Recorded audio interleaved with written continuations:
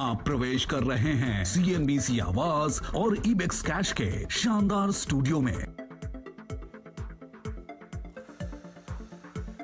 Good afternoon, know your company में आप सबका स्वागत है। और आज फिर से एक और इंटरेस्टिंग मैनेजमेंट होगा। आज बात करेंगे वो बेयरिंग बनाने की इस देश की दिग्गज कंपनी SKF इंडिया की, और इस कंपनी के मैनेजिंग डायरेक्टर मनीष भटनागर साहब होंगे कार्यक्रम में हमारे साथ। तो सर से होगी बातचीत। एक काम करते हैं, क्विकली मार्केट चेक ले लिया जाए, उसके बाद भसीन सर और गावा सर से भी करनी है बातचीत। तो बाजार इंटरेस्टिंग है, आपकी स्क्रीन पर आएगा वापस मजबूती लौटती हुई। वो सुबह की जो टिक्स आए थे उन्हीं लेवल्स पे वापस आ गए। आधे % के उछाल के साथ इस समय निफ्टी में कामकाज होता हुआ। एक पेंडिंग मूव था, मैं 12:30 बजे दिखा रहा था आपको कैसे डाउ फ्यूचर्स, कैसे यूरोपियन मार्केट्स तेजी के, यूरोपियन फ्यूचर्स उस समय तेजी के इंडिकेशंस दे रहे हैं। और डाउ फ्यूचर्स 350 अंक मजबूती के साथ अभी भी टिका हुआ आपको नजर आएगा। 350 पॉइंट, यानी कि 1% से ज्यादा का मूव। कैक्स डैक्स फुटसी, तब मैंने कहा था कि आधे % से 3/4% फ्यूचर्स इंडिकेट कर रहे हैं मजबूती। एक्चुअल सेशन जो शुरू हुआ है, कैक्स 1.25% ऊपर है, डैक्स 1.25% की मजबूती और फुटसी 1% ऊपर। तो अक्रॉस द ग्लोब, खासतौर पर डेवलप्ड मार्केट से संकेत बढ़िया है।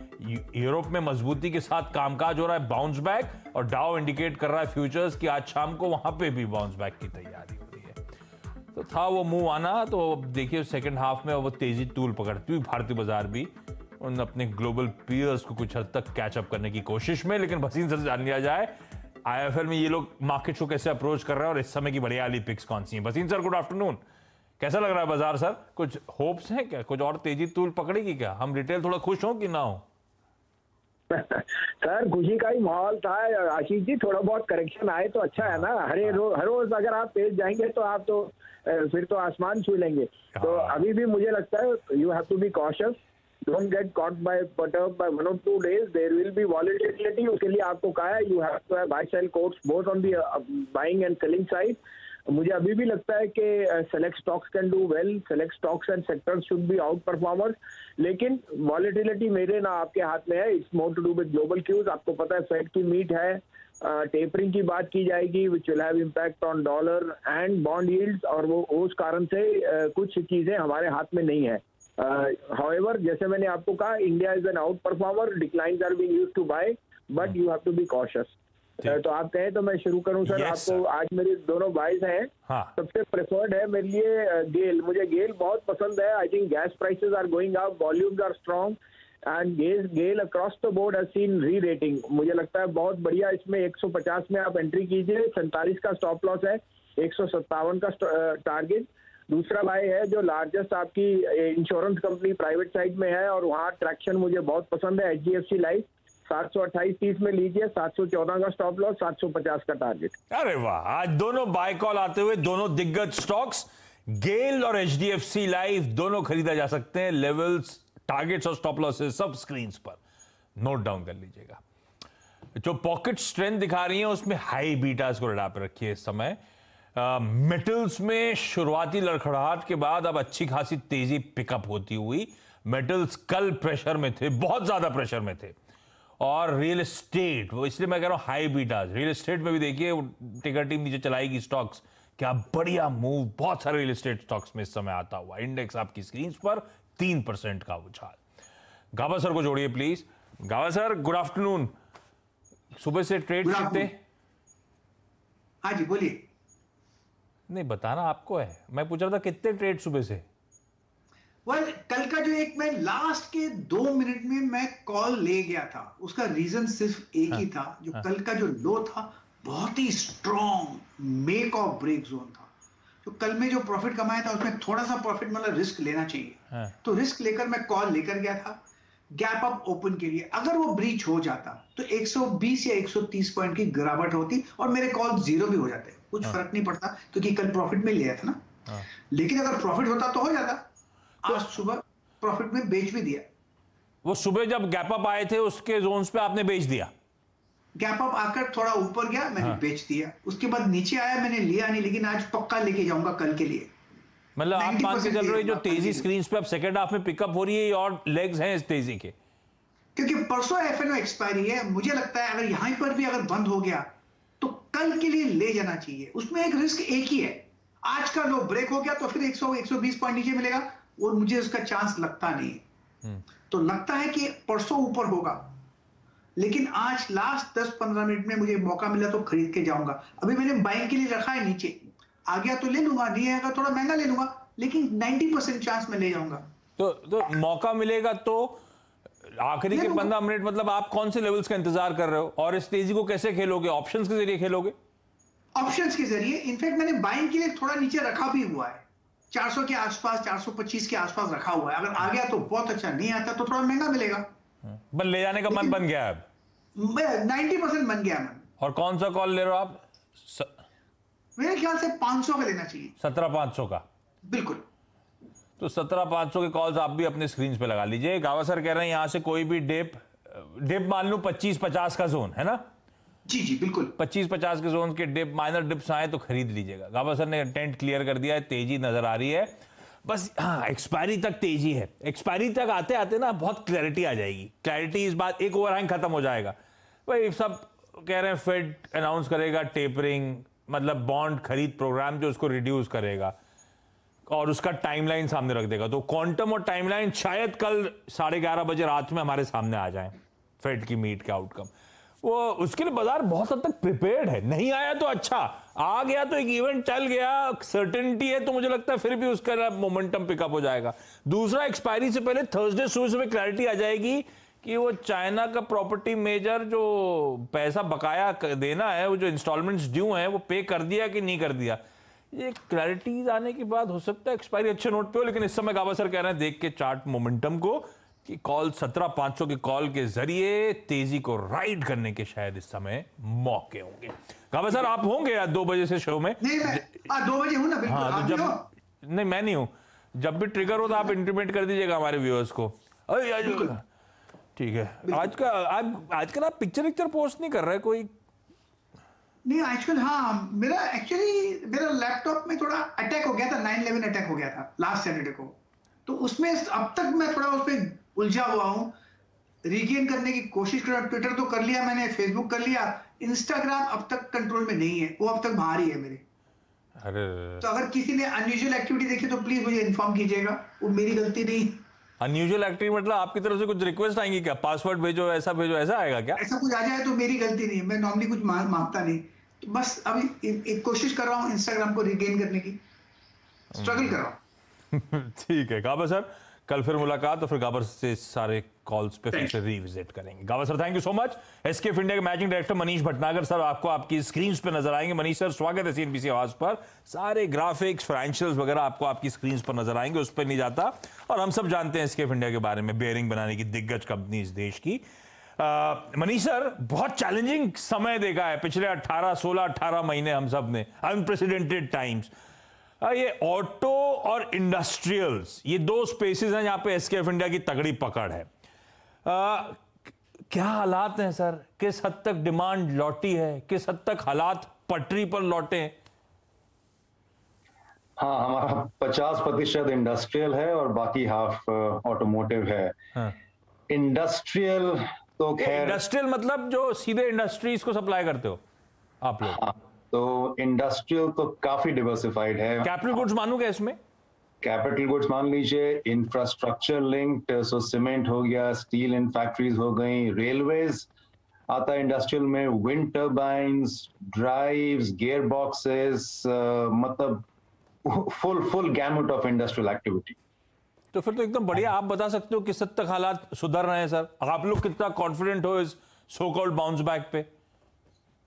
इंडस्ट्रियल का बाउंस बैक शुरू हुआ है। इट बिगैन, मतलब 2 महीने पहले शुरू हुआ था। General machinery, general industrial activity bounce back हो रहा है। और उसका मोमेंटम देख रहे हैं। Typically we see gear boxes and drives, that is a good indicator, because जितने भी छोटी इंडस्ट्रीज हैं, मीडियम इंडस्ट्रीज हैं, व्हेन दे स्टार्ट बाइंग ये छोटी मोटी gear boxes, drives, pumps etc, we know they're investing, तो पिकअप हो रहा है, बिकॉज सबसे पहले they start producing, उसके बाद large capex starts happening। सो वहां पर वी आर सीइंग गुड मजबूती है एंड गुड स्ट्रॉन्ग परफॉर्मेंस है। दूसरी है इंफ्रास्ट्रक्चर लिंक्ड इंडस्ट्रीज, मतलब सीमेंट हुआ, स्टील हुआ, एक्सकवेटर्स हुए, कंस्ट्रक्शन इक्विपमेंट हुए। इसमें this is linked completely to government investments, तो that is also picking up now. I mean cement, I know cement plants के साइलोज हैं पूरे फुल हैं एकदम। स्टील प्राइसेस तो आप जानते हैं क्या हो स्टील प्राइसेस को, so that is also doing well. तो इंडस्ट्रियल इन जनरल पिकअप शुरू होने लग गया है। द वन सेक्टर जो हमारे लिए काफी महत्वपूर्ण है वो है railways. Railways because passenger train अभी पूरी तरह से चल नहीं रही हैं, फ्रेट भी थोड़ा कम है आजकल, तो वहां पर थोड़ी मंदी है, लेकिन in general industrial pickup. Manish sir, आप कह रहे हो पिकअप हो रहा है, तो मैं अजम्पशन लेके चल रहा हूं कि प्री कोविड लेवल्स के बाद जो पिटाई हुई थी, धंधा खत्म हुआ था, वो वापस अब पटरी पे लौट रहा है। पर कई लोग तो अब कह रहे हैं केपेक्स साइकिल उसकी शुरुआत हो गई। आप लोग के बेयरिंग्स तो अक्रॉस, आपने खुद ही मेंशन करा, अक्रॉस इंडस्ट्रीज, अक्रॉस साइकिल सब जगह नजर आते हैं। तो आपने कुछ नोटिस करा केपेक्स साइकिल पिकअप हो रही है, या फिर अभी हम लोग हालात नॉर्मलाइजेशन की तरफ ज्यादा जा रहे हैं? थोड़ा प्रीमेच्योर है जो बोल रहे हैं कि कैपेक्स साइकिल पिकअप हो गई है। हाँ, साइंस हैं, जैसे कहते हैं ना ग्रीन शूट्स हैं, साइंस हैं, लेकिन to make a strong statement कि कैपेक्स साइकिल शुरू हो गई है, I would not venture that far. तो फिर ये जब सब हालात पटरी पे आ रहे हैं, ईयर ऑन ईयर तो जब Q1 के नंबर्स है एसकेएफ इंडिया के तो बहुत स्ट्रांग थे। खैर, एक नेशन वाइड लॉकडाउन से हम एक रीजनल लॉकडाउन वाले क्वार्टर को कंपेयर कर रहे थे। Q on Q प्रेशर वापस आया, ये लार्जली सिर्फ Covid related, second wave related pressure था, और फिर अब जब हम नॉर्मलाइजेशन की तरफ आ रहे हैं तो एक्सपेक्ट करूं Q2 ऑनवर्ड्स वापस ट्रैजेक्टरी इंप्रूव होती हुई नजर आएगी। हाँ, लास्ट ईयर कंपैरिजन हम नहीं करना चाहते हैं, because last year was a very strange year. Covid हुआ, फिर रिकवरी हुई, फिर वो लोकलाइज लॉकडाउन हुए, ये सब। तो मैं सबको बोलता हूं कि please compare with 2019, compare normal year to normal year. And 2020 से कंपेयर करेंगे तो some quarters will look very good, some लगे बहुत खराब हो रहा है, but that's not a good comparison. यही रीजन है क्या? स्टैंडअलोन में तो आपने ईयर ऑन ईयर दिखाया था, कंसोलिडेटेड जब Q1 के नंबर्स आए तो मैं ढूंढ रहा था, मुझे मिले नहीं। जून वर्सेस मार्च दिख रहा था। नहीं, दोनों नंबर्स हैं, सीक्वेंशियल भी हैं और ईयर ऑन ईयर भी हैं, दोनों नंबर्स हैं। लेकिन to get a good sense of performance, मैं बोलता हूं, सबको बोलता हूं, and even my peers in other industries, please compare 2019 with 2021, एंड वो कंपैरिजन करेंगे तो we are now back to getting to those levels, और सम सेगमेंट्स में उससे अच्छी ग्रोथ भी हो रही है। So automotive, some segments we are looking at 20% growth, 15% growth, and industrial we just spoke about. तो इस इंडस्ट्री में इनफैक्ट जिनको आप कईयों को सप्लाई करते हो कि सबने अपने दाम बढ़ाए हैं, ओईएम्स ने बहुत प्राइस हाइक्स लिए हैं। मारुति केस इन पॉइंट है, इस साल ऑलरेडी 4th प्राइस हाइक ले लिया। वो इनपुट कॉस्ट बढ़ रहे हैं, इन्फ्लेशनरी प्रेशर्स हैं। आई एम श्योर आपके साथ भी ऐसी दिक्कतें आई होंगी। किस हद तक पास ऑन करा, किस हद तक कर पाए, मार्जिन्स पे हिट लेने पड़ रहे हैं, क्या क्या चल रहा है सर? और अब क्या वो इन्फ्लेशनरी प्रेशर्स कुछ रिसीड हुए हैं क्या? दो चीजें थी जो सबको इफेक्ट करी हैं, हमको भी करी हैं। एक तो है स्टील प्राइसेस। आपने मारुति का एग्जांपल लिया, कार्स के लिए steel is very important, bearings के लिए steel is very important, and steel prices तो बढ़ गए हैं 30%, 35%, 40% समटाइम्स। अभी वो प्लेटो होने शुरू हो गए हैं, बट रिवर्सल नहीं हुआ है अभी स्टील प्राइसेस का। Second is freight cost, specially जो फ्रेट जो इंपोर्ट कर रहे हैं, container prices have gone up, freight cost have gone up, freight containers are not available, so that freight prices have really gone up. So yes, so this inflation काफी affect हुआ है, but कहना आसान है but very difficult कि ये सब इतना inflationary index है पास कर सकते हैं customers को, बहुत मुश्किल है। So about half we have passed on and half though we have to absorb. half absorb करना होगा। अब कुछ वो pressures of late recede हुए शुरू हो गए हैं, लेकिन सब जानते हैं for suppliers also, when it's easy to increase prices. अब बात हमने शुरू करी है स्टील मिल से कि प्राइस अब घटाएं। आप भी जब अपने आए थे हमारे पास अब पिछले साल मई, जून में और अगस्त में, हमने कहा था ठीक है, but now steel prices have to stabilise now. So वो बातें शुरू हो गई हैं, एंड प्रोग्रेस इज स्लो, लेकिन वी आर होपफुल। अच्छा, एक और गॉज करने का मूड का बैरोमीटर, कुछ किसी तरह के लिक्विडिटी चैलेंजेस, किसी तरह के पेमेंट्स में डिलेस, किसी तरह के रिसीवेबल्स पाइल अप, ऐसा कुछ नोटिस कर रहे हो आप, ऐसा कुछ डर? हाँ, इंडस्ट्रियल में वी आर सीइंग थोड़ा बहुत, मेनली MSME सेक्टर्स से, उनके लिए it has been very very tough पिछले 18 महीने.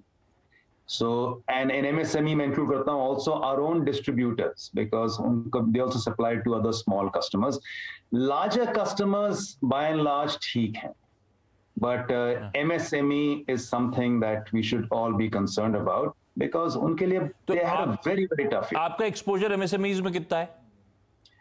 It's about, in industrial it's about 30-35%. मतलब half of industrial is 50% for our business, उसमें about 35%. हाँ, तो कुल बिजनेस का करीब करीब 12% 15% के आसपास. ठीक है, तो इसको वॉच आउट करना होगा. Manish sir, thank you so much बातचीत करने के लिए. मजा आता है जब भी आप जुड़ते हो, आते रहा करो सर आप. क्विकली छोटा सा ब्रेक के उस बार एक क्विक मार्केट चेक और वीरू और शैल सर से करेंगे बातचीत.